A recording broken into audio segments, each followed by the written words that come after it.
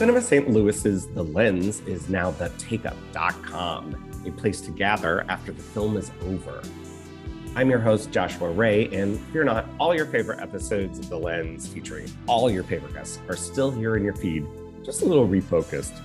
Stay subscribed to us here for future episodes, and you can follow along for new ones and more at the Takeup STL.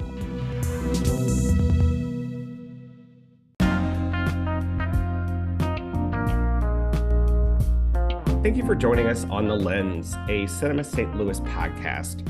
I'm Joshua Ray, programmer and critic, and today I am joined by Andrew Wyatt, critic, programmer, and managing editor of Cinema St. Louis's film site, The Lens. Hello, Andrew. Hello. Well, you can find our words at The Lens on cinemastlouis.org. Every other week we do something, but not this week.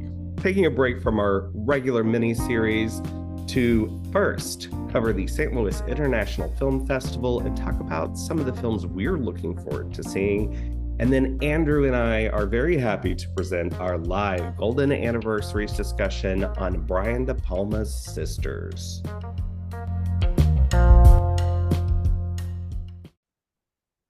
Okay, before we get into Sliff, there's something that's opening like towards the beginning of Sliff, but hey, go to Sliff and don't let this interrupt your Sliff viewing. But you saw Banshees of Inisherin. We definitely have to talk about it. I did not get to see it. I was seeing Ticket to Paradise to review for a movie. That movie's terrible. And I'm sorry.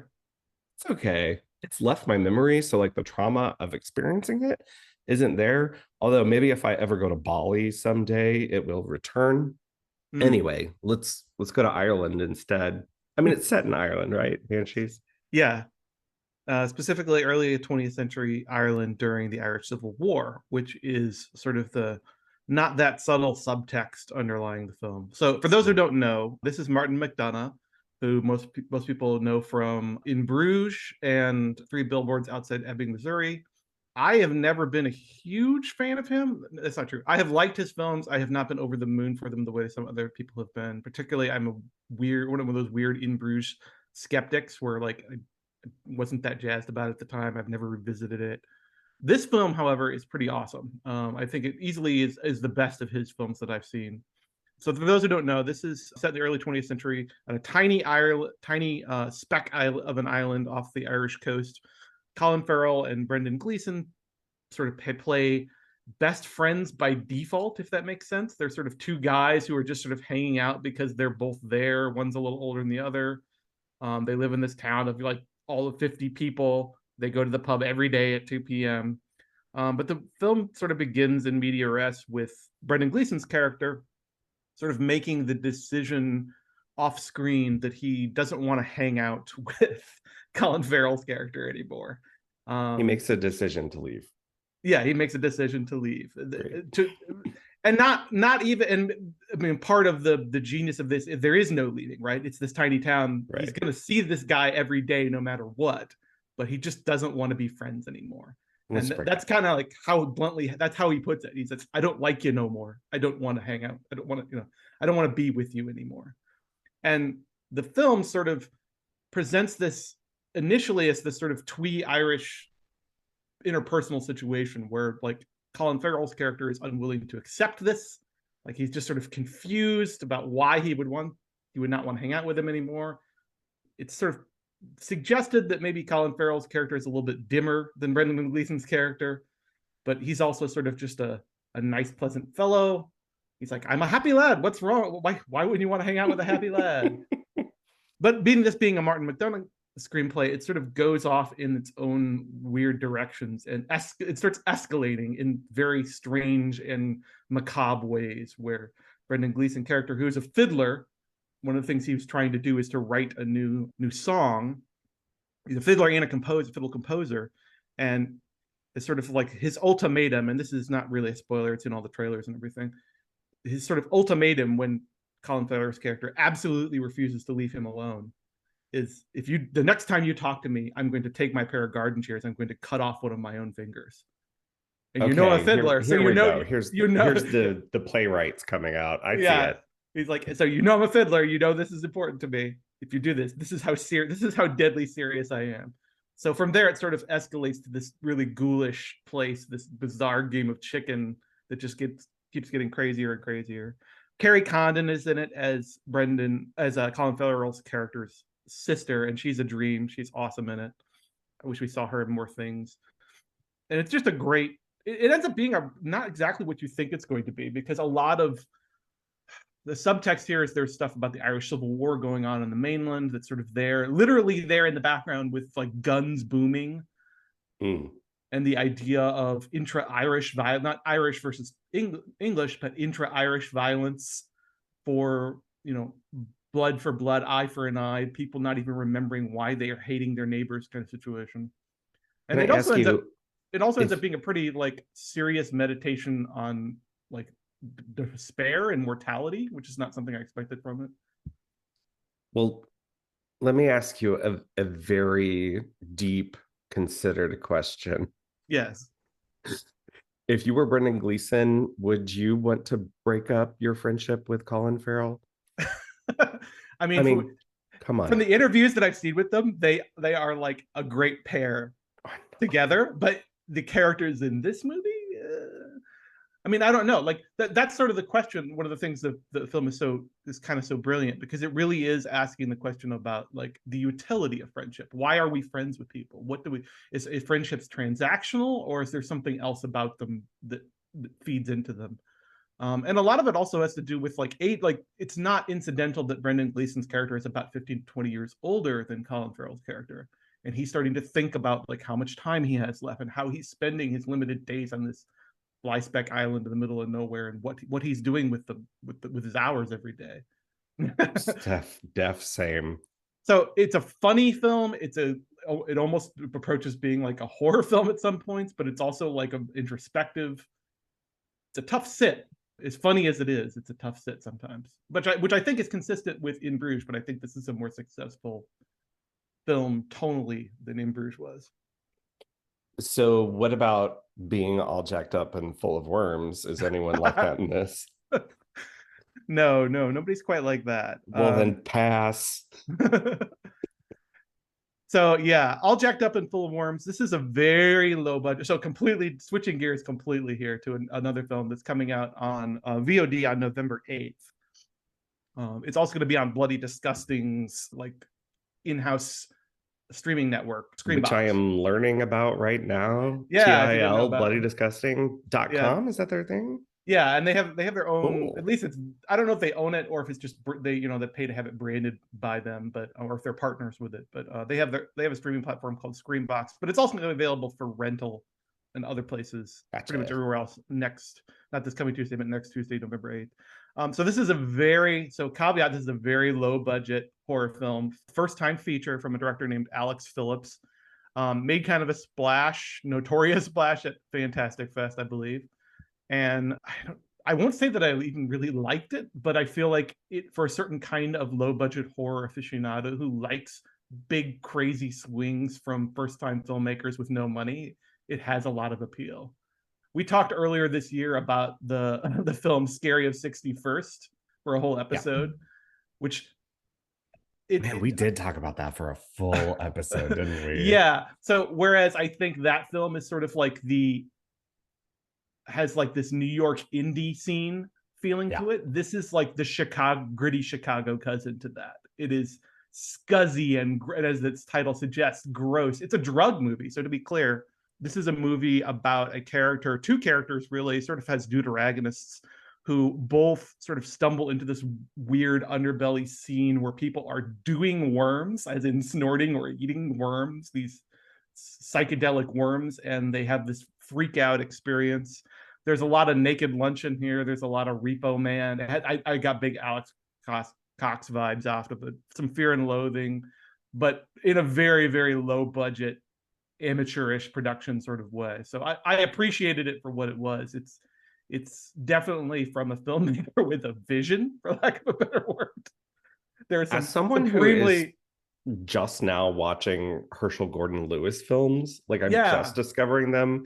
I'm totally down to see the contemporary version of that, because as I'm watching these films, I'm wondering if I'm assigning them a like backwards looking mystique that really wouldn't have been there at the time. So I've been thinking about that very thing. Like if this was made on digital, if they didn't have like great fonts, if like, it wasn't just Southern Florida in all of its disgusting mid-century glory, what would I think of it? Honestly, the way you Yeah, describe it, it sounds charming to me. I wouldn't say it's charming because it is grody and nasty, and it deals some transgressive stuff that I don't even really want to repeat on air. Okay. Um, it, I would describe it this way: it is a drug movie, so the idea I give it a little bit of a pass on its sort of incoherent narrative because it is about two characters basically on a bad trip, Yeah. and all the fact that it makes no sense whatsoever and it has no rhythm or pacing. Maybe that's just amateurishness, but maybe it's also like intentional. I think that a part of me that like it's not a great movie. It is a low budget first time filmmaker trying their best to be transgressive. So take that for what it's will. But a part of me always appreciates the sort of punk spirit of that somebody's making big swings to make something weird and gross and defiantly non-mainstream is always I always have a little bit of a pay place in my heart for that kind of thing. I think that's where we landed with Scary of 61st too, right? It was Yeah. like I'm happy that happened, or I'm sorry that happened to you. A Scary Instinct the First, I think it's artier and more polished overall than this. This is Yeah, this yeah. is this is in the gutter filmmaking, and it's proud of it. Very cool. Well, I think we should talk about some more gutter filmmaking. And I'm thinking of one very specific thing that's happening at SLIF. Oh, So let's talk about SLIF 31. This is the now showing St. Louis International Film Festival edition. mm-hmm. And I think the thing I'm talking about is one of the golden anniversary shows. You know, here's the reason why I'm excited for it. It's our friend Pete is presenting it at Webster Film Series. It And a is huge also huge fan of this director. a huge fan. He's like the person you want to talk to about John Waters. I'm talking about Pink Flamingos, by the way. Pink Flamingos, big screen. It's always fun. Can't wait to see if anyone walks out. Maybe they won't because they're aware of what it is and it's not midnight. I have seen it on 16 millimeter. Back in the day, they played it at the Tivoli. Mm. Rip. But yeah, it's also the day after my birthday. So I am using this screening as my birthday party, and you're all welcome to join. I am accepting gifts and donations. Thank you. It's hard to produce a podcast of high quality like this and maintain a certain lifestyle. But that's one of the classic things that's showing at SLIF this year. But Andrew and I wanted to take a second and break down both some things that we've seen and some things that we're anticipating. I don't know about you, but there are a lot of surprises, or at least things I'm anticipating this year. Whereas, I mean, we usually are able to see quite a few things before the festival. This year there's a lot of like headlining stuff I haven't Mm-hmm. seen yet. I think we should start with, I don't know, what do we want to start with? So let's start like in the doc realm, because usually Mm-hmm. SLIF is filled with documentary, experimental, narrative, animated. I mean, you get a little bit of everything because there's over 250 films this year, 42 countries represented. Yeah, and So, in the yeah. interest of full disclosure, I should say that I am on the doc feature evaluation committee. So I've seen a lot of doc features that were submitted this year, some of which were accepted, some of which were not. So just I was knee deep in documentaries all summer. So take that for what it's worth. And I am I also going to discuss the narrative shorts that I programmed. So I have a vested interest in promoting those. So, but if yeah, there's let's talk one doc. Yeah, if there's one doc feature that jumps out at me, it's probably the new film by Shanak Sen called All That Breathes. And this has Yeah. been slowly gathering some buzz all year. I think it's actually, if you live in New York City, I think you can see it or LA, I think you can see it in the theater right now. But I'm really happy that SLIF was able to bring it. It isn't necessarily a marquee film the way some of our bigger selections end up being, but this one's something special from all. I haven't had a chance to see it yet. I'm really excited. This is one of the ones I'm going to make space for personally.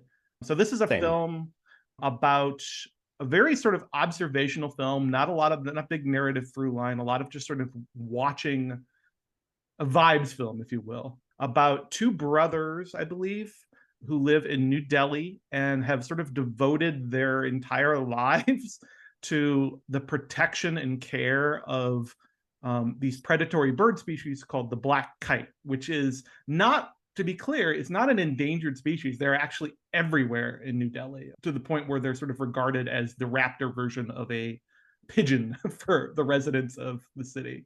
But these guys have sort of dedicated themselves to the care of these animals, basically finding injured kites and caring for them.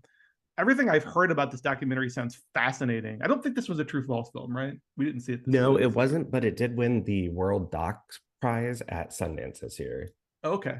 Yeah. So it's already got it a lot of buzz, and everything that I've seen about the descriptions of it sounds fascinating because it does not take a sort of expositional approach. It doesn't have anybody telling you what's going on. There's no narration. The brothers are sort of filmed while they're doing their work in their sort of basement where they're bandaging up these birds and out roaming the city looking for them. And it's not a typical sort of even an environmental / ecology doc where we're learning about an urgent issue and we're being told to care about it. It's more just sort of watching these guys who care about something very deeply and have committed themselves to it to the exclusion of all else. And also just kind of vibing about the natural rhythms, so to speak, of the city. Supposedly there's a lot of sort of just shots of kites perching around looking at stuff and shots of rats crawling over garbage piles and things of that nature. And I love that kind of like just vibes nature Observational. Yeah, we talked about that when we talked about our true false experience, how much we sort of like chilling at a film that does something like that. I've heard really great things about this and everything you talk about, and that there's a long shot possibility that this is like a cinematography nominee Oscar because it is so gorgeous. Yeah, people are talking about it in that context. And that's something that happened to Hale County this evening, because that was so gorgeously shot too by, I'm not going to remember, but it was Where Seth MacFarlane's guy. So that in itself is a like big, just to invoke Hale County in any documentary context is to talk about how beautiful it is visually. Well, something I did see at True False this year was called After Sherman. And I think we did talk about it on that episode, but it's worth revisiting here. It's showing during SLIFT 2, and it is sort of like a layered exploration of family, but also of cultural trauma. I hate to use the word, but and also how sort of like cycles of violence occur and how they're inherited by family and collective history, but it's specifically Black history. And it's documenting the property ownership by Black people and Black families in this one specific area of South Carolina, and the coast of South Carolina. But it does it really interestingly through not necessarily not non-traditional, but also sort of collage-like work. I think it's palatable. I don't want to make it seem like it's some kind of crazy, mixed media piece about this. It does have talking heads in it. It does have animation explainers, but it is really beautifully wrought too. And I think that's the thing that the filmmakers bring to it, is like a sense of personal history with it. I think you did mention this when we talked about True False, but so it's awesome that we were able to bring it to SLIV. Yeah, I mean that's one thing that's really cool about having a festival that's late in the year, is like you sort of get to reach into the future and see what's going to be available, but you also get to go into the past and say, hey, I saw this really cool thing at this small festival in the middle of Missouri. I would like the opportunity to show it here to my people in St. Louis. So I think that's an awesome thing that we're able to do because of the time that we are every year. There's another documentary that I'm interested in seeing. I haven't seen it yet. It's called The Hong Konger, Jimmy Lai's Extraordinary Struggle for Freedom. And it is about media tycoon Jimmy Lai. And this is him during all of the protests, and, as China and Hong Kong are fighting over personhood and statehood over the past few years, and how this man, this infamous figure, sort of gets caught in the middle of all of it, fighting against the Chinese government for Hong Kong, being in the streets in protest and being a very high profile person. So not only am I interested because of that, but I'm interested in Hong Kong as national cinema and its own national identity. So I'm pretty interested to see that one. Did you have other documentaries? I mean, there's so many documentaries. I should say that the documentary shorts, Kayla is not here, but those were chosen by Kayla. Kayla's the programmer for the documentary shorts, and she has 10 programs of those. And there are quite a few of them, and like so many varied subjects too. There's one called the American B-sides. It sounds really interesting about sort of overlooked communities. And then one that's called Beyond Our Borders, which is like the ideas of nationality, of nationalism. She's got one called Traditions. There's one that's called Sports Stories. I really want to highlight this one. It's called Method M, and it comes from, there are three different documentaries, but they all come from the documentary school of journalism, which applies the quote unquote Missouri method, and that's at Mizzou. Yeah. Which is like its own sort of pedagogical approach to teaching documentary, but then also sort of like a charter for making documentary film too. So she's got three in that program. But I mean, I say three documentaries, and they're like, I think the program itself is 2 hours long. So yeah, I'm excited. I haven't seen any of them. I haven't seen any of the other features. I think they actually got programmed. I don't think I've seen any of them. But the other one that jumped out at me was a film. I know little about it, other than that it had some really great buzz coming out of other festivals earlier this year, which was Let the Little Light Shine, which is a document, Kevin Shaw's documentary about a Black elementary school in Chicago that's being threatened with closure, and potential city plans to replace it with a high school for wealthier residents. So I've known almost nothing about it, but it's on my sort of need to see this slate for this year. Yeah, I'm excited for that one too. It did play at True False, but I think it sounds like we both missed it. I want to talk just for a beat about maybe a beat and a half the narrative shorts that I did program. It was super exciting to do this because you've got a call from a lot of submissions. I don't want to get too inside baseball about it, but eventually a lot of watching. Yeah, a lot of watching, and themes start emerging, and you wonder, or at least I wondered, I'm like, okay, am I like now ascribing these things or are they actually emerging? I want to highlight just a few of them, and these are going to be both Kayla's documentary programs and my narrative short programs are going to be among the things available on the virtual version of the festival. And all the information's on cinemastlouis.org, but they will also be in person as well, so you can get your tickets there. Talking about inheriting things from other festivals, one of my programs is Cannes Film Festival highlights. So I got quite a few submissions from films that I'll say graduated and also won awards from Cannes Film Festival, whether they were in like the main shorts lineup or as a part of the Critics Week.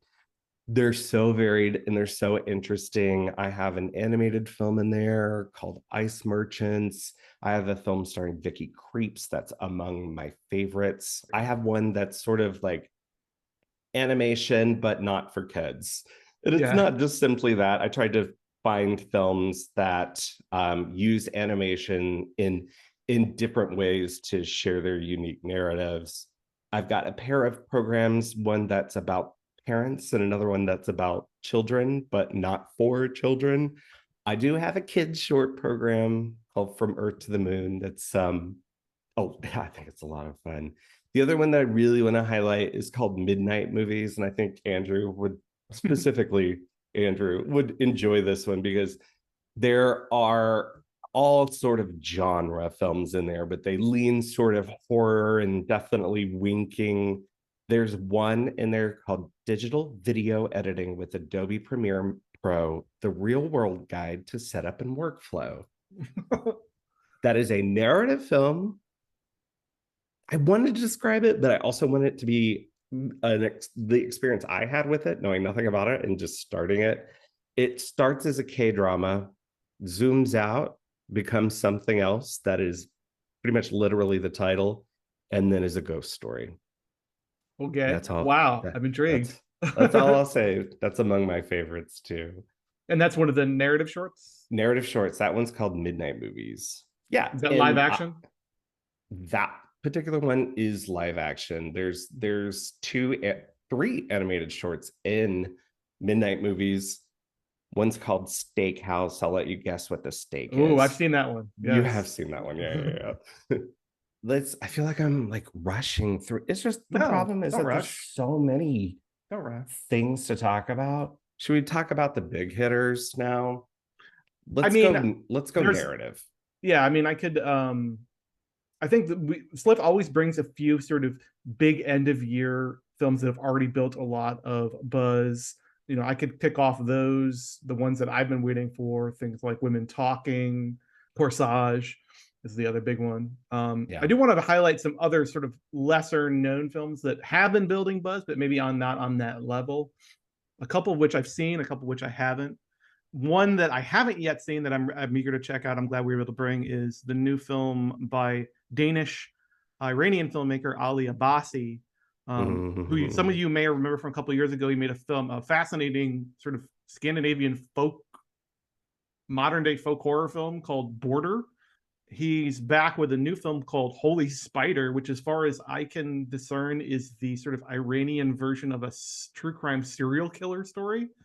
I don't know much about it other than a little bit I've read, that it's a sort of cross-cutting tale between a real serial killer who plagued the Iranian city of Mashhad and the woman who is investigating him or trying to get to the bottom of his murders, and sort of cross-cutting between those two narratives. What I've heard is that it's a very violent film, not actually shot in Iran, although it takes place in Iran, shot in Jordan, primarily in Jordan, from what I understand. But there is something slightly uncanny about the idea of an explicit, violent serial killer true crime film coming out of an Iranian tradition. Is sort of fascinating. I've heard some sort of content warnings about it, so it's not for the faint of heart from what I hear, but also getting a lot of raves. Other film I haven't seen that I'm sort of making time for is a film called Ennis Men, which is set in Cornwall in the 1970s. Again, this looks like sort of a Just Vibes film that you and I would like, ecological Just Vibes film. Not a documentary, it's a narrative about a woman who is sort of alone on a tiny island off the Cornish coast, studying a very rare cliff sea wildflower. And sort of I'm so close to it. I feel it. It's like searching for a sound. That's my vibe. I love that. Yeah, this is a narrative, to be clear, directed by a filmmaker named Mark Jenkin. And I don't think it's all her. I think there are other people who pop up. But a lot of it is, from what I understand, is just sort of the very sort of slow process of watching her go about her daily routine as this scientific investigator alone on this sort of windswept island. It's set in 1972. And I really liked Slant Magazine's review of it, because they say that it feels like a movie that was made in the year that it is set, which is nice. Like 1972 ecological observational narrative. I'm there for it. Right. I haven't been able to see this one ahead of time. I believe Neon is handling its distribution early next year, so they haven't been forthcoming yet with screener links. So I'm eager to see it at the festival. Very cool. On the big screen with a bunch of folks. I think that's the other thing that I'm missing and have enjoyed with this past year, is that we're able to get back into rooms together and see films together, you know, cautiously, mass up if you prefer. Yeah, I'm excited for this Sliff. Were there any other narrative features that you were thinking? Oh, yeah. I mean, I'm super excited to see A24's. I don't mean to. I hate when people do that. I'm excited to see Elegance Bratton's The Inspection, but I know people love A24. What they choose to produce and or distribute. It doesn't look like any like stereotypically A24 film to my eye. Well, that there's even a stereotypical A24 film. Yeah, that's kind of drives me nuts. That's kind of silly. But I'm excited to see it, and I heard a little message that Elegance Bratton's actually going to be here. So that's Ooh. really cool because we programmed his film Peer Kids for Q Fest a few years ago. And Chris Clark, the artistic director of SLIF, got to interview him for that and now has a connection. So is going to be able to get him in, and which is a big coup because, he's very busy with this particular film that's getting a lot of buzz. Other ones that I'm super excited about. I mean, I know we've talked about them already on this podcast because they were at Cannes. I mean, Corsage was in Critics Week. We talked about that. I'm so excited to see Broker, the new Koreeda Oh yeah. film that stars Song Kang-ho from Parasite and all of Bong Yeah. Joon-ho's films. And there's just always a ton of stuff. There's Women Talking, Sarah Polley. There's Empire of Light, which is Sam Mendes' new film with Olivia Colman. That is the opening night film. There's just something every day, all day, every night to just go and watch movies. I have seen a couple of these films already, so I do want to make a couple Shoot. I do want to make a couple of recommendations for films that I can swear by. One is a film called, well, this has gone by a couple different titles internationally, but here in the US and it's going by the name Memories of My Father. Okay, yeah, I'm excited to see this. So this is by the Spanish filmmaker Fernando Trueba. Okay, Trueba? Yeah, I think that's my right. terrible Spanish. That's right. Who's probably still most famous for directing Belle Époque in 1994. But he's been steadily working for a while. A lot of his work doesn't necessarily always wind its way to the States, but he's one of these filmmakers who's like constantly racking up Goya Awards.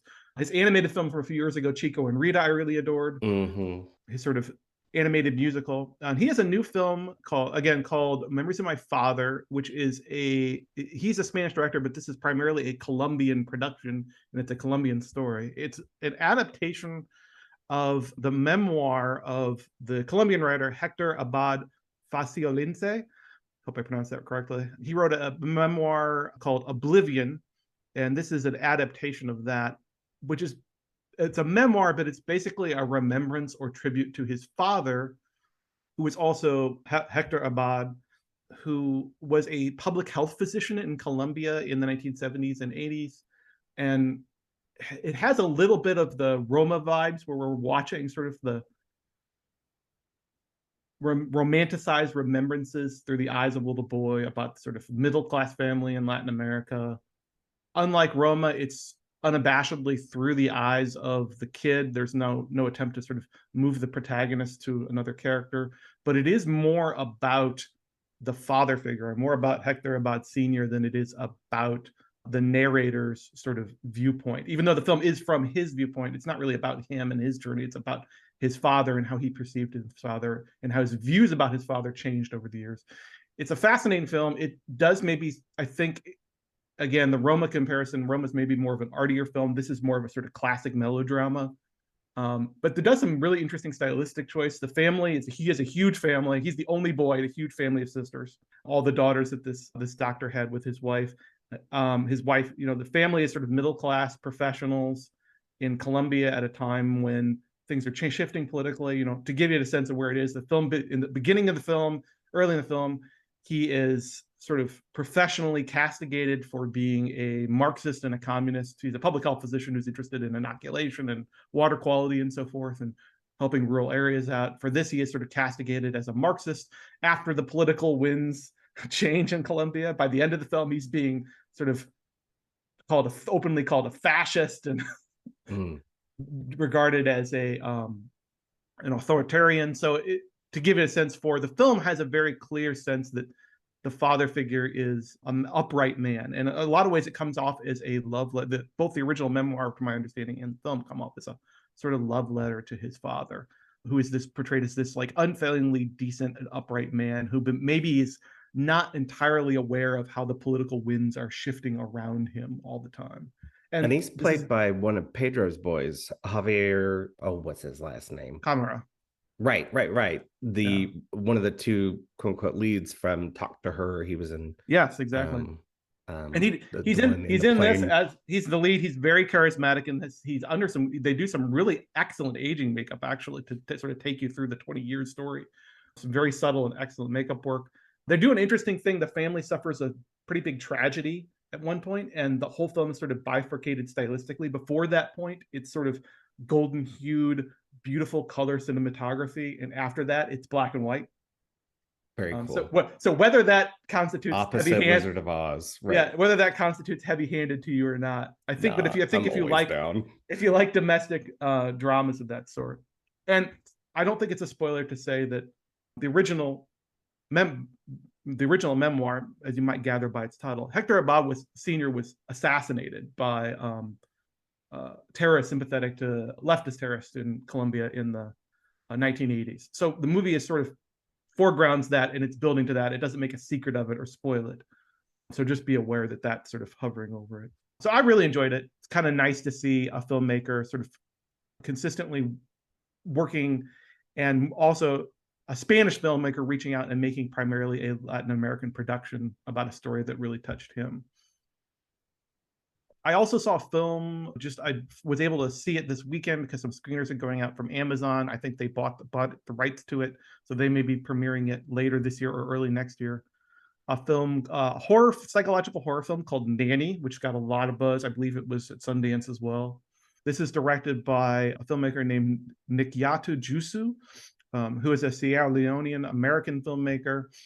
I think this might be her first feature. She's made several horror adjacent short films, but it really impressed me. So this stars Anna Diop, the Senegalese American actress, who's, I think the nerdy among us may recognize her from the DC's Titans TV show as Starfire, but she's been in a lot of other things. She appears briefly in Us, Jordan Peele's Us, as the mother of the main character in the flashback sequences. She's pretty much holding this entire film up on her own. She's in almost every scene of the film. So the premise is that she plays a woman named Aisha, who's an immigrant to New York City from Senegal. She came over without her young 6-year-old son. She couldn't afford to bring over, so she basically went on her own and is working in New York as a nanny to make enough money to bring her son over to live there permanently. And so it's sort of about her introduction to a new employer, this very wealthy white Manhattanite couple with a young daughter who she's going to be taking care of, and the way it slowly turns into this creepy supernatural tinge psychological horror film. To be clear, it is not a film about like something horrible and sinister going on with the white couple that she's working for. It's much more nuanced than that, and sort of more focusing on her psychology and what's happening to her. The filmmaker Nikyatu Jusu introduces some elements of African, West Africa, specifically West African folklore and spiritualism into the film in very subtle ways. It reminds me a lot of a Polanski film, and that it's not trying to tell you that this is definitely happening this way and here's the moral here. It's existing in this weird New York apartment dwelling, like liminal space, which is sort of not incidentally the place where all sort of immigrants are existing in this liminal space, moving back and forth between her home and the home of this wealthy Manhattanite couple.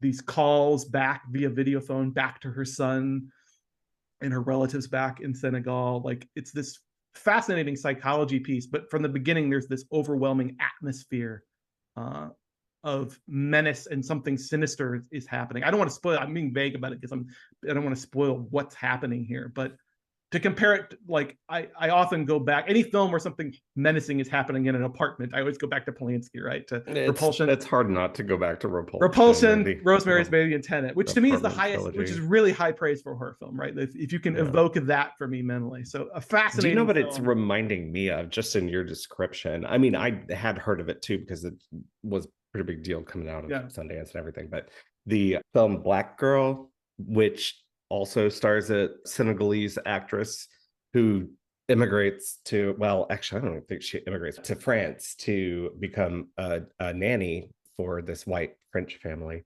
and things don't go well. But that's one of the great movies ever. Her last name is Diop too, the actress. I think Diop is a common it Senegalese has to be name. so common. Yeah. I'm super excited to see that.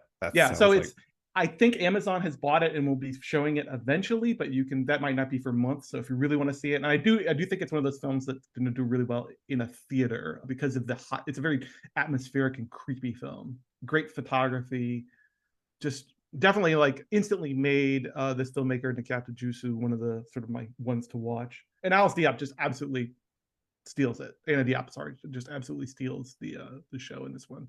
She's great.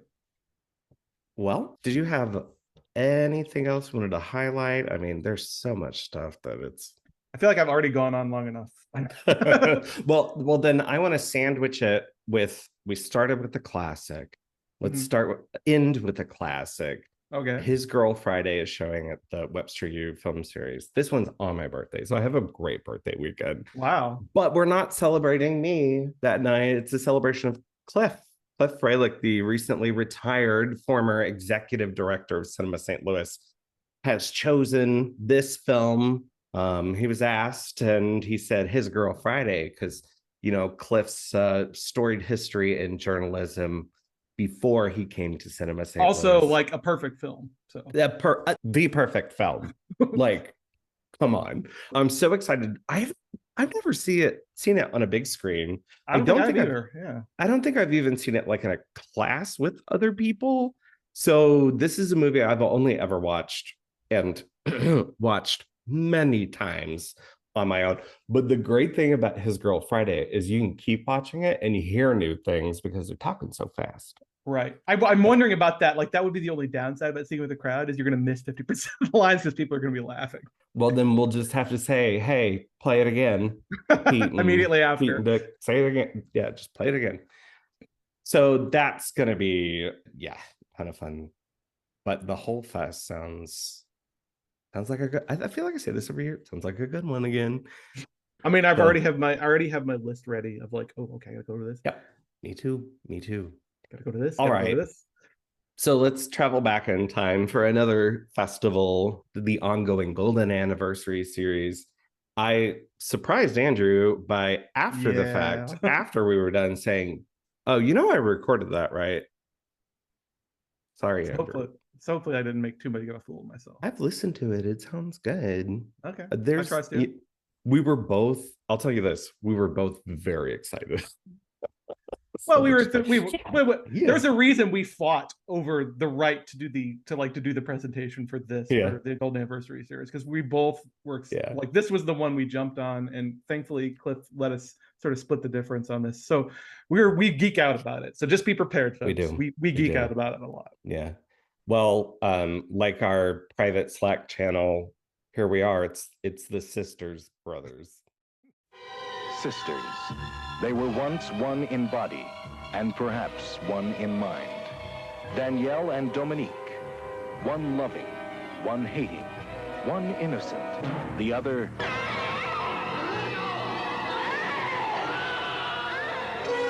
Where does Danielle end and Dominique begin? All right, let's get started here. Want to acknowledge the fact that the St. Louis Public Library is not just allowing us to use their wonderful facilities, but also they are the co-presenter and sponsor of Golden Anniversaries. We always thank them for their work on our behalf. We have not one, but two presenters today. They wanted to arm wrestle one another for the privilege of doing Sisters, because they are both big fans of Brian De Palma, but we decided to cut the baby in half instead and allow both of them to present. So we have representing The Lens, our blog, Cinema St. Louis blog. If you have not encountered The Lens, it is the single best source of film criticism in St. Louis, and in fact, I think it's one of the finest in the country. There's also a podcast that is associated with The Lens. You can check that out as well. So, without further ado, we have Andrew Wyatt, who is the editor and writer for The Lens, and Joshua Ray, who is a writer for and the host, the primary host, the person who really does the piloting of... Sorry, I know you're also vitally involved, Andrew, but nonetheless, he does the heavy lifting. Joshua Ray. Well, as the host, I'm just going to do a quick intro, and then Andrew and I are going to be here after the film to talk just like we do every other week on our bi-weekly podcast. Really, there's only a few things I wanted to say. There's 3 things I wanted to tell you about Brian De Palma. Who's seen Sisters? No one over here? This is so exciting to me. I can't wait to hear what they have to say about it. Who knows who Brian De Palma is, even if you hadn't seen Sisters, right? Okay. So there's 3 things I want to tell you about Brian De Palma before we watch this. First thing is a little story. When Brian De Palma was a young man, he was involved in science and engineering. He was a little nerd with little switchboards and, stuff I don't understand. But he was also a budding filmmaker and photographer.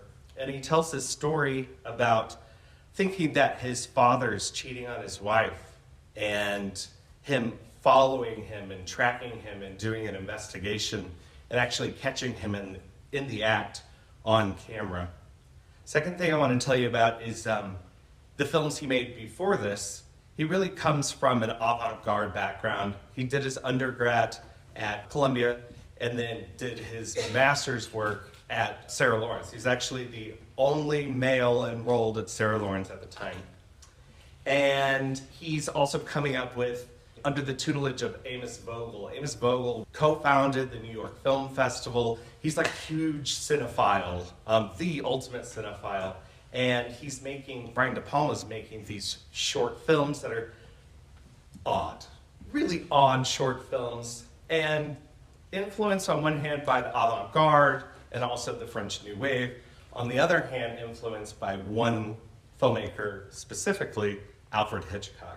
He says that Alfred Hitchcock created a language that people don't often deploy in cinema, and he's the one who is the greatest practitioner of it. And I guess the third thing I want to tell you about is the film that he makes, 2 films before this, is called Hi Mom, and it's a dark political comedy starring Robert De Niro, a baby Robert De Niro. He also came from Columbia and Sarah Lawrence and this whole scene. And it is about a man who is essentially a peeping Tom with political purposes. But there's one section in this film called Be Black Baby. And it is a faux documentary of a production of some militant left black performers who want to give the black experience to their white audience. And it's a harrowing 15, 20 minutes of Hi Mom that gets really deep in the dirt of all of it. And then at the end of it, the white folks come out and they say, "Oh, that was great. I would recommend that to anyone." So without further ado, here's Sisters, and we'll come up and talk about Sisters, De Palma, and horror, certainly. All right, let's welcome back Joshua Ray and Andrew Wyatt. Yeah. So I think we talked a little bit earlier this week, and you said, "Oh, I love this movie so much. I think this is top 5 De Palma for me." And then I said, "Top 5 De Palma, do I just have to choose 5? So Andrew is a horror expert. Come on. I watch a lot of horror movies. Let's leave it at that. Yeah, he watches a lot of horror movies. And in fact, I think I've gotten in trouble for saying this before. Every year ranks all the horror movies that come out. Right? So you have to do it again. Yeah, now I gotta do it. Now you have to do it again.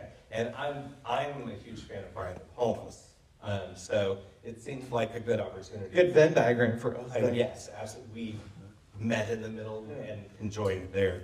So let's talk a little bit about what the other 4 are.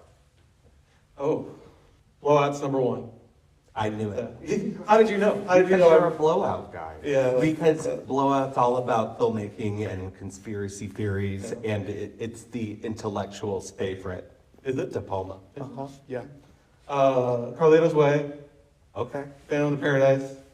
Sisters, probably, now that I've seen it again. I was saying that I hadn't actually seen this film in about 20 years. It's one of the first Criterion old school DVDs I ever bought. But having rewatched it again this week and then just now, yeah, this is top 5 De Palma for me. Yeah. Body double, I think, would be the weird choice. Yeah, that's. If I wanted to be a real weirdo, I'd say Snake Eyes, but probably Body Double. Snake Eyes and Body Double are definitely in the top 10. Let's put a slash, Body Double slash Snake Eyes. That's great. So I think probably Casualties of Wars, 5, and then I'm going Carrie, then I'm going Blowout, Dress to Kill, and this is my thing, Femme Fatale. To me is one of the most pleasurable movies I've ever seen. So there's a survey of Brian De Palma for you. You also make Mission Impossible, Mission to Mars, Scarface, Untouchables, which is one of the worst ones. I like it a lot, but it's not top 5 for me. It's at the bottom. That's fine. So anyway, Brian De Palma is very clearly a versatile filmmaker, but my little preamble was to point out that no matter what he's working in, whether it be Hitchcockian horror or even, a gangster epic like Carlito's Way or Scarface, there's always a through line in his work, and usually that's political and also a kind of meta awareness of the cinematic apparatus. So what in this one, having not seen it in 20 years and then revisiting it twice, what do you think about that? Well, I guess the most facile other director you can bring up with De Palma is Hitchcock, right? Like that's the comparison he makes. It's the comparison that he makes himself. Right. So I don't think we can watch this. What struck me upon rewatching it this week was that how little it tries to hide its twists. Mm-hmm. He wants us to have seen this in the reflected light of Psycho. And Rear Window to an extent, but especially Psycho. Like it's sort of uncanny to me the extent to which we're not expected this to sort of be blindsided by the revelations when they eventually come. Maybe we don't necessarily appreciate the degree of Baroque craziness it gets to, but I don't think there's a sense that we don't know what's going on. It's more about the tension of waiting for the other shoe to drop. Right, and what sort of crazy thing is going to occur from that shoe dropping? Yeah. Or cake, knife stabbing. There's almost a sense of humor about the way that Leslie Wilson presents that knife to her, and then we watch her hand go off to grab it. I mean, it's almost funny. Yeah, he does present it, or he presents it to her as if, here, kill me, please. Right. I would like to go now. Yeah, I think what you said is very true. And if you think about the way William Finley, who plays Bertrand, her husband, ex-husband, whatever's happening there, the doctor. Clearly no patient Hippocratic violations going on there, right? He's so willing to tell everyone anything. But he's in the audience of the Peeping Tom show. Right. He's planted everywhere, and he's sort of this. He's reading a book. Right. He's the only person in the audience who's reading a book, and then he vanishes when they come back, which to me makes me think of Jowl also. This is kind of early before, I guess within a year of sort of Argento's big trilogy, pre-Suspiria, pre-Deep Red trilogy, which was Out of Nine Tails, For President Grey Velvet, or with the Crystal Plumage, but just so many aspects, things like that. The blink and you'll miss it clue hiding in plain sight, the red blood, the fact that the doctor wears these black gloves, that's very Joel. He is a black glove cleaner upper of killers. And I guess one of the things I really appreciate about this film is it doesn't, despite feeling like a movie that expects that we will know what we're watching, that expects, where De Palma's expecting his audience to have a certain level of cinematic awareness the same way he does, it doesn't feel like a pastiche. It still feels like its own thing, even though it's sort of layered with all these allusions to cinematic history, recent and older. It still feels like its own thing to me. I don't know. And I'm not sure there's another director who can necessarily, certainly not in 1972, who could get away with threading that needle just so, making it feel like a film that exists very specifically within certain traditions, but also feeling like its own thing. Yeah, it gets to something about De Palma that I think is really important in that he likes to paraphrase a quote by Jean-Luc Godard, another hero of his, and say, Jean-Luc Godard said, cinema is 24, truth in 24 frames a second. And De Palma says, well, actually, cinema is lies 24 frames a second. So it goes to also his use of split screen and saying, I think it's all subjective. It's all within your experience. What truth is, what a lie is. And I like this line where she's never intentionally told a lie in their life. Maybe somehow using a split screen, you would get to some idea of the truth with it. Other than it also being just like the most incredible, like choreographic display of cinematic prowess. And I think even later on, he does some really miraculous things with the split screen. Yeah, I mean, the split screen is the big showy part, and there's still some parts of it that I can't quite figure out how he did it without the cameras being visible. Yeah, it's really incredible. There's a one like moment where it reverse shots in itself, and I'm like, why can't I see a camera right now? But there's also some great moments. There's a amazing shot where right after Philip is killed, where the knife goes clattering into the background, and he then slowly crawls, and then there's a slow zoom across that as Daniel / Dominique kind of figures out what's going on. And just the blocking on that is amazing. Like, how did they get the knife to clatter over there so perfectly and leave that scattering of blood, and then follow him as he crawled? Like, it's a beautiful shot in the moment. And I don't think that Palma never feels like a director who would scold me for being taken out of the moment by the beauty of something he's doing. Well, and he specifically references Bertolt Brecht, same way Fassbinder does, same way Douglas Sirk does, in wanting people to be aware of the mechanism of the thing that they're watching, so that maybe they're getting something else out of it. They're experiencing something political rather than something of art. It's interesting you bring up that shot, because I was thinking, had it been, I don't know, two more years later, Palma would have done that with a split diopter, which is his way of doing a split screen without a line down the middle.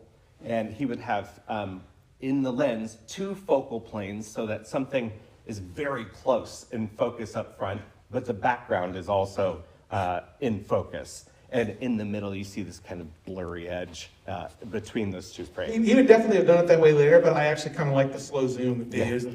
Yeah, the defocus plus the slow zoom is nice. And then of course the shot of her with the knife and doing the Norman Bates mother stabbing is really. And the way that that's framed in like shadow, and then they go back to some of the grievous wounds. Again, I just think Giallo when I see that. Yeah.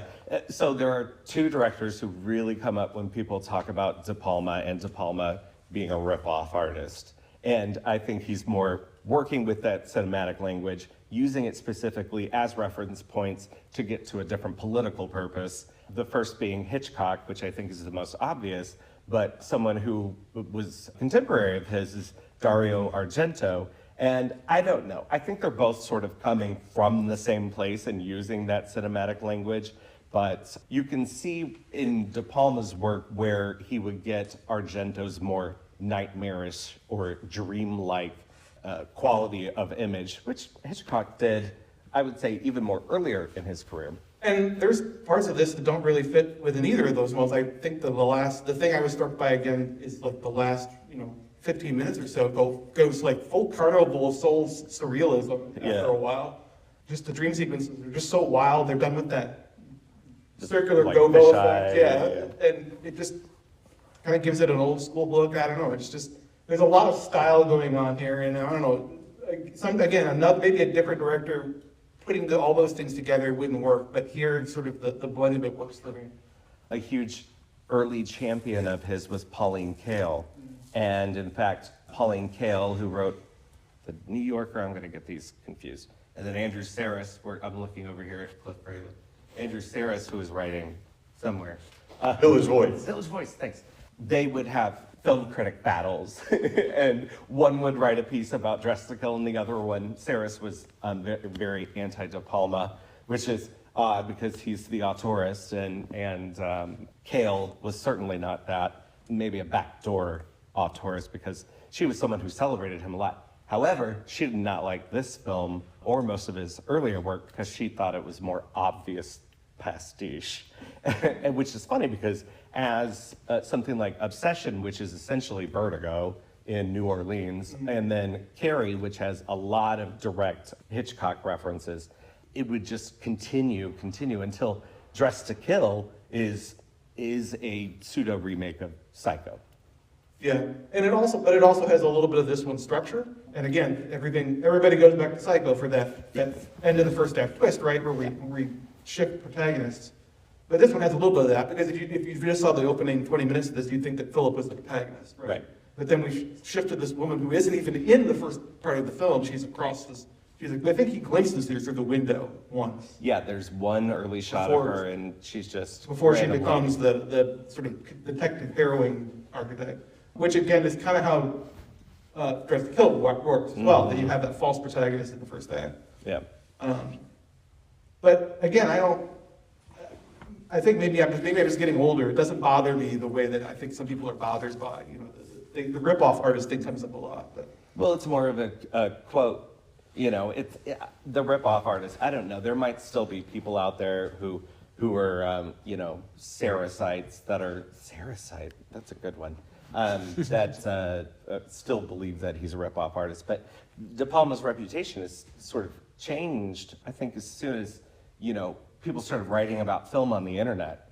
Yeah, and again, the influences are deeper than that. Like I thought of Carnival of Souls. I thought of Todd Browning's Freaks. The last bit invokes that a little bit. Yeah. Which again, maybe that's time for some reason. There needs to be some. I would be interested to see like there's obviously been a lot of like query reassessment of Dress to Kill. Mm-hmm. Be interesting to see some like disabled critics reassess this film through the lens of like it's a movie made in 1972 about a psycho killer joined twin lady. It's ableist as hell, but. It'd be interesting to see some reassessment and some different lenses to look at it.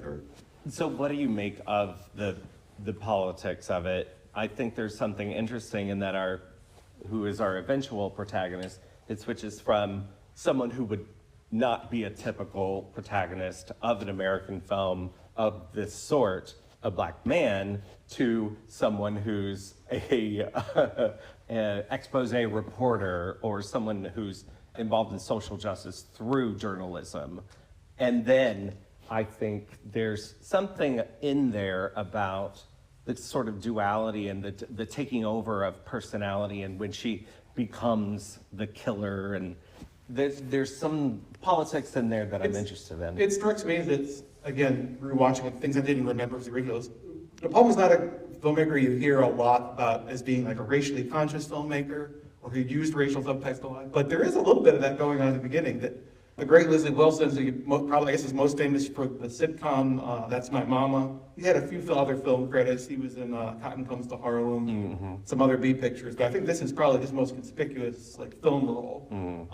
And there's some interesting things in there about like the way that the game show audience in the beginning regards him. Like both the panel contestants assume the worst of him. Maybe because he's a black guy, that he's going to peep on this room. The fact that Wilson's little acting bit there, where they give him the card that says, "You're going to the African room," and he's like, "Really?" Okay. Great. The African room was a real club in New York, by the way. I'm sure. 44th Street. Yeah. I'm sure it was. No, I think all of that's interesting. All of that comes in with perception of reality. And Leslie, Grace calls it out. Like directly, she's like, "You don't care because it's a black guy who got killed by his white girlfriend." But there's also something interesting in Grace in that she's also someone who maybe is using those things for her own benefit. She talks a lot about being stuck in the what's it called, the Long Island Gazette or whatever it is. So Staten Island Panorama. Staten Island Panorama. Is that a daily? I hope that's not a daily. I doubt it. But going back to his earlier work, notice also that I just recalled also that Philip says that he's a advertising director for presumably a fictional paper called the Amsterdam Gazette, which I suppose is supposed to be a stand-in for the New York Times.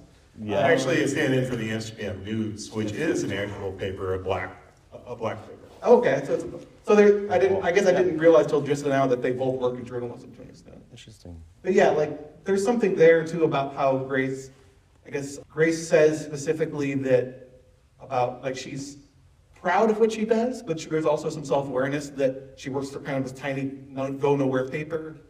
There's a lot of, in the second act, there's a lot of really interesting discussion of profession versus career versus craft between her and her mother, and then between her and the private detective, where she's trying to, she's very insistent that she knows what she's doing, but she also is trying to horn in on the private detective who's like, can you just stop? Like, I'm the professional here, I know what I'm doing. And she paints it in an interesting light too. That it's the optics of it is this white woman has murdered a black man, and now these policemen are not wanting to pursue it, and that she's in the middle of it. I don't know. I can see on one hand how someone could read that as Grace taking that, seeing that as an opportunity to turn it into something that she says. But that's part of being a reporter's skills, right? Big. Like a light bulb goes on, she sees something that catches her interest. That's all it probably should for any reporter. Sure. But Charles Durnings's on the case, so we know it will eventually, even after this camera stops rolling, we know he will eventually get that other murdered in there. You think so? You don't think he's just gonna stay on that telephone pole forever? He knows what he's doing. He's a professional. I noticed he is wearing the right kind of electrical worker hard hat for the job. He isn't just wearing a costume. Wow. He's method is what you're He knows what he's doing. Right. Well, he switches from window washer too on his truck to Right. exterminator. So he's got lots of different disguises that he assumes. There's something about The Clouseau. the futility in investigation throughout De Palma's work, and I mean that with like a capital I investigation, but he also... Or perhaps a capital EYE investigation. Cliff, here. This is like the Palm Scout. Yes. So, but, I was talking about his early films. The first film that he made was in first feature he made. And so he's coming up in a time and starting to make art when Kennedy is assassinated. Your favorite of his is obsessed with the Kennedy assassination. But it's also a deeply Reagan era, horribly pessimistic Reagan era film. Very prescient about And one of his other early works also deals with Kennedy assassination. Greetings. Yeah, about a group of draft dodgers and also And peep art. Yeah, and the peep art and Hi Mom and what he's up to in there.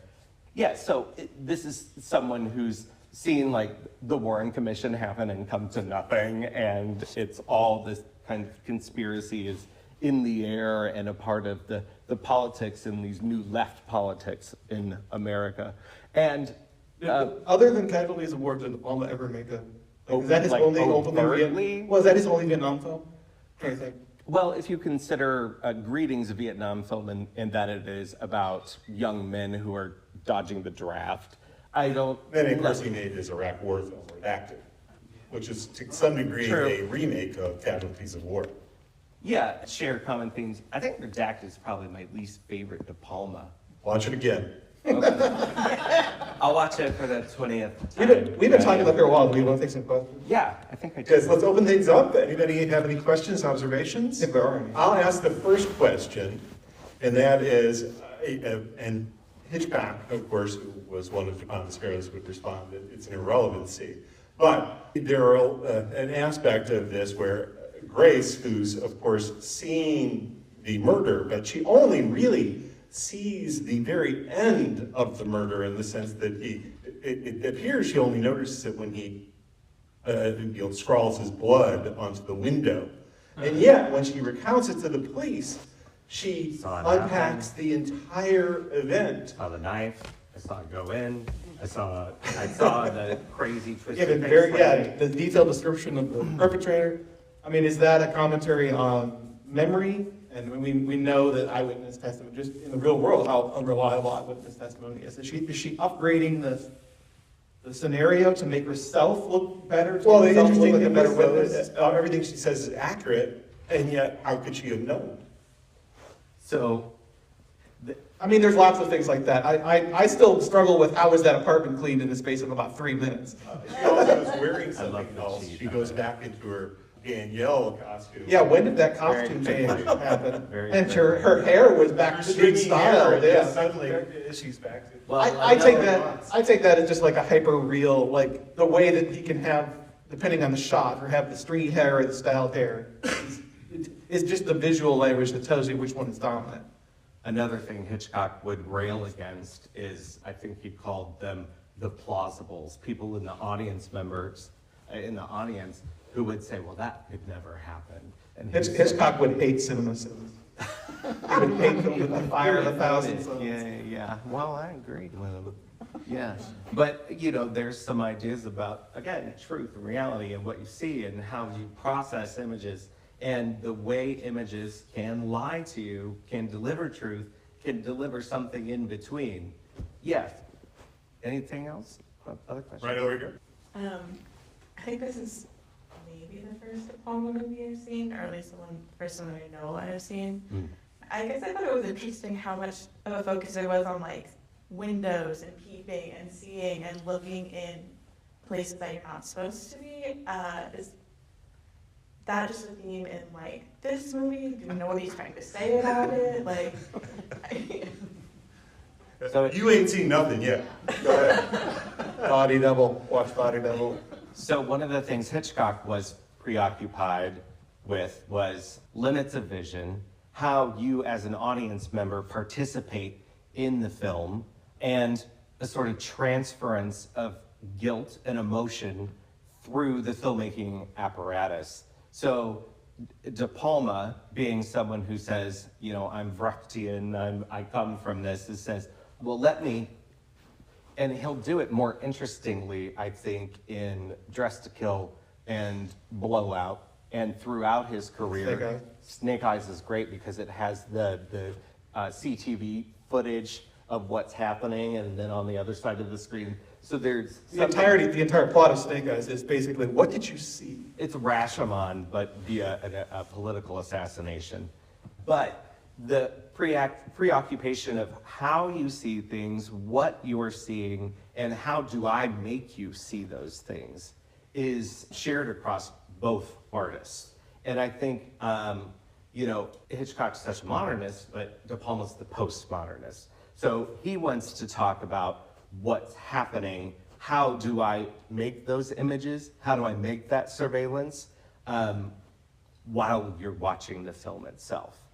Yeah, so spot on. There are a ton of screens within screens is what we're looking at, whether they be windows or binoculars or any sort of apparatus. The monitors, the videos, and the zooming into the eye and seeing a very clearly like Dali in Spellbound. We even watch characters watching the film, which I think Right. like the 5-minute film within the film to provide the exposition and backstory, it's just death in any other like B picture. Like it's the worst thing in the world. Yeah. It totally works in this because we're with Grace watching this. Yeah. Like she's leaning forward intently because she's seeing things for the first time that she didn't know about. And I think it's important to note that character, the writer, his function is an expository dump.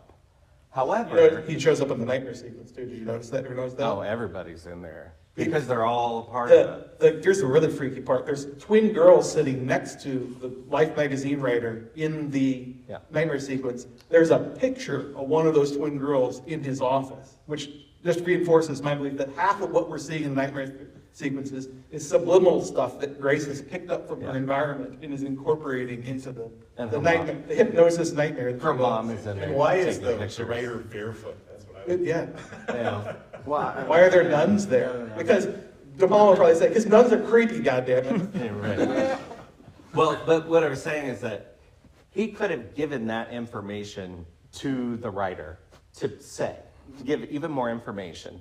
But what De Palma does is the cinema guy that he is let me make another movie. And he puts us in an engine. He doesn't just put it on a television. He puts us in the engineering room. Right. Other questions? Other questions, comments? Yes, let me come up. Gonna have a good one. Thank you. I haven't seen this for a very long time. Perception seems to be a theme that goes on all throughout this film and a lot of his other films. Not just the audience's perception and the audience in the game show, their perception of somebody else. Everybody's perception is sort of right and sort of wrong, and it really struck me. But what really stood out to me today was Jennifer Salt. I had to look her up because I know I see that name all the time. She's been the producer of American Horror Story for the last 11 years, and she was Eunice Tate on Soap all that time. But she really stood out because she really kind of drew the engine and moved it along. Margaret Kidder's still beautiful, but still a terrible actress. Oh, we're gonna fight. Yeah, I disagree there, but I love her. But Grace Collier kind of just her energy, she kind of really drove the whole thing along, unexpected. You know, you'd expect her to, but she really kind of kept everything going all the way to the end.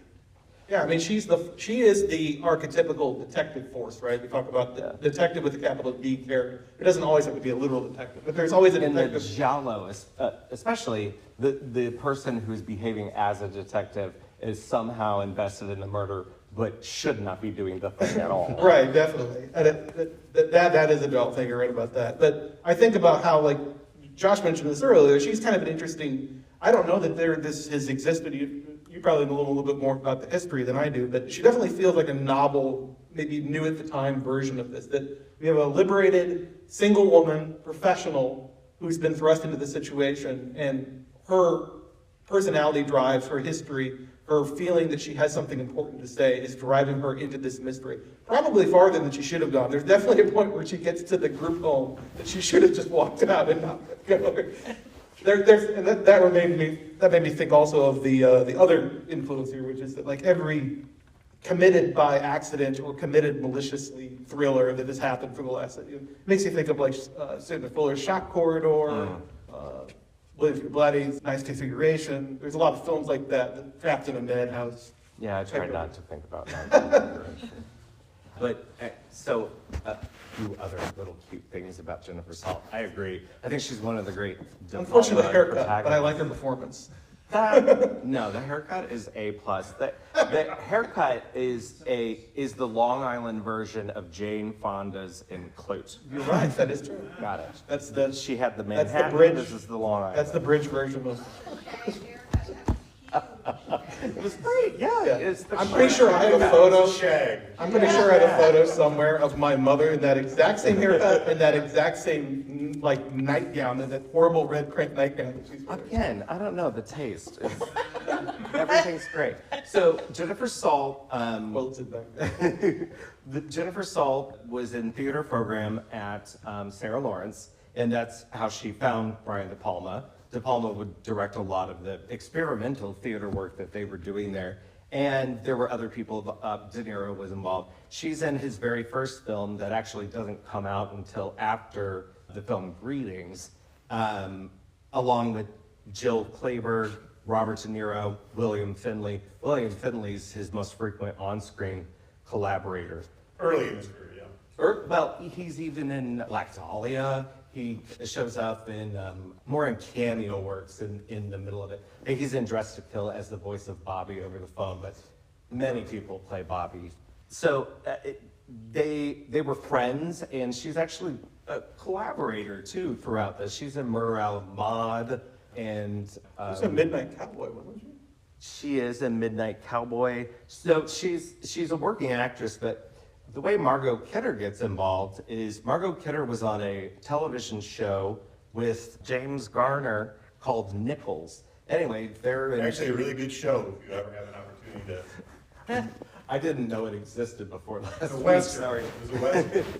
But they both go out for an audition for John Huston's Fat City. And there's a third actress who's well known that I can't remember right now. But they had to use one dress and they all had to change to audition for John Huston. I know, it's kind of weird. Anyway, so they're backstage changing into the same dress and they click like this and they moved into a house together 2 days later. So she gets involved in The Circle, and The Circle at the time is the movie Brats. So De Palma's in with Scorsese. Scorsese's writing Mean Streets while he's working on Sisters. And Spielberg is a part of it. Francis Ford Coppola, Paul Schrader, who writes the script for Obsession, the next Brian De Palma film. And so that's how all this gets started. De Palma saw Masha and Dasha, two Russian conjoined twins whose pictures are used to be the pictures of young Danielle and Dominique in here in a Life magazine article, and gets this idea about this twisted psycho rat. I have questions though about the vetting on this game show where they let the currently committed woman who was in former working doing women go on their show and then take the guy out. Although there's something very 2022 about the idea that like the person you met on the reality show you end up going to dinner with afterwards. Like with the Gossip Brides would follow that the Bachelorette went out with this guy and then murders them. and then murdered him. Right.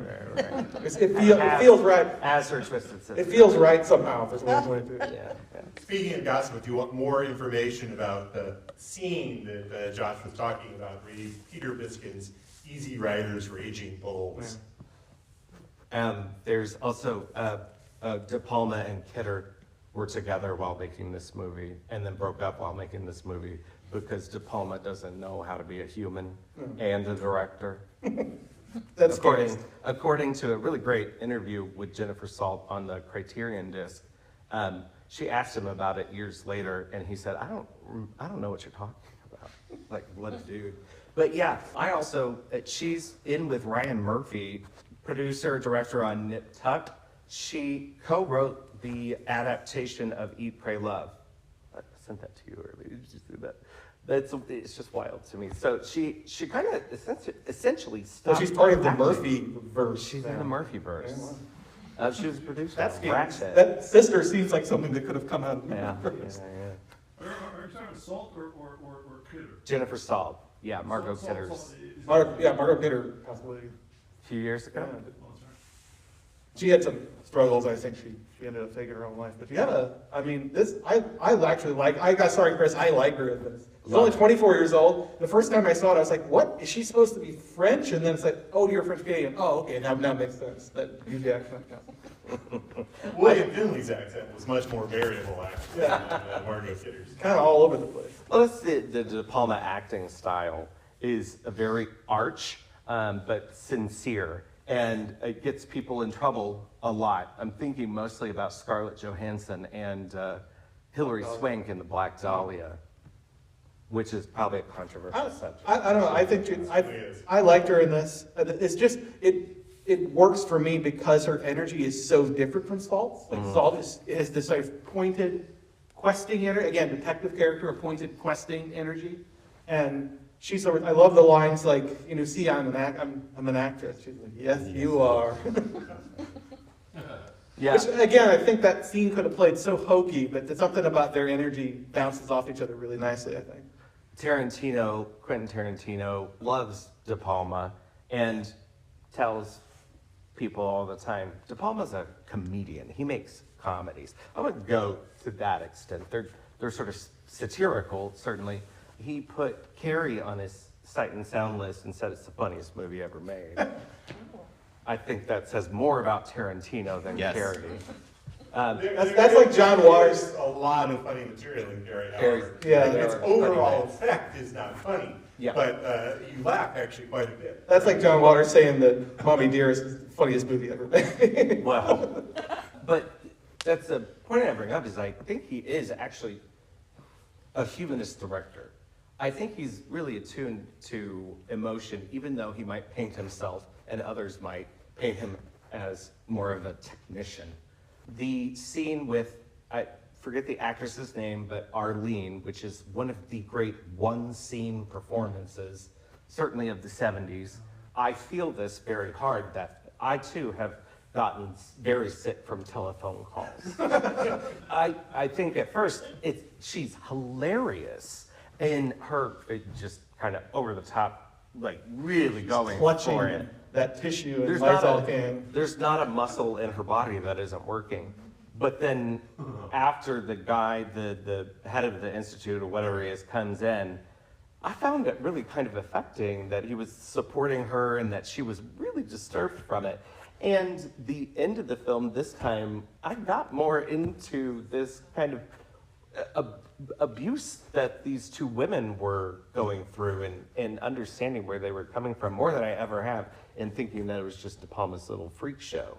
Yeah, I mean, the film is obviously sympathetic to Danielle / Dominique in some way. The doctor is not in any way presented He's the villain. as like a decent guy, or that he was doing things for the right reasons. He's very obviously a creep. the politics in this film are kind of, from a modern lens, the politics in this film are kind of all over the place. Like, it says all cops are bastards, I guess. It's an anti-cop film. But it's also saying, like, pro-NIMBY, don't build halfway houses for mentally ill people in our neighborhoods. But it also implies that those halfway houses are probably hotbeds of weird doctor-patient nastiness. Like, it's all over the place, which is, again, doesn't bother me as much in a De Palma film. He's not making a gritty street drama. He's making this heightened reality. Well, it's good that we're not talking about Dress to Kill right now. Dress to Kill, well, again, Dress to Kill has had some great movie Vanities. I'm not a huge fan of it, but I do like it. There was one other performance I wanted to bring up. Oh, I don't remember. Do we have Olivia Dukakis and like a glorified hanging out in the background? Yeah. Doing her thing. Any other questions, observations? We'll start over here. Oh, while you're grabbing the question, the thing I wanted to bring up is the Hitchcock connection. The most obvious and the huge coup that he got for this film was the scores by Bernard Herrmann, who was Hitchcock's collaborator for most of the last part of his career. Psycho, North by Northwest. Marnie, I think, is the last official one. But Herrmann was pretty much destitute by this time. They had worked on a film called Torn Curtain, Hitchcock and Herrmann, and he got fired from it. And the score that was used is much worse than Herrmann's score.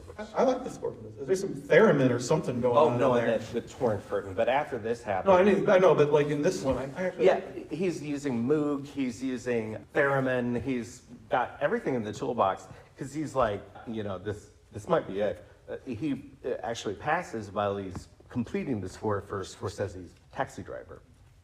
He had finished it, he didn't get a chance to see the film, however, it wasn't released. Yes, go ahead. Sorry. Yeah, I didn't think the Herrmann music really worked as well, anywhere near as well as it did in Psycho. It just seemed kind of harsh. Well, something that's probably the greatest film score ever, so but I might agree. Think that I would say the detective sequence, in the apartment was absolutely brilliant, and I don't think anyone could ever do anything better than that. It was incredible, back and forth.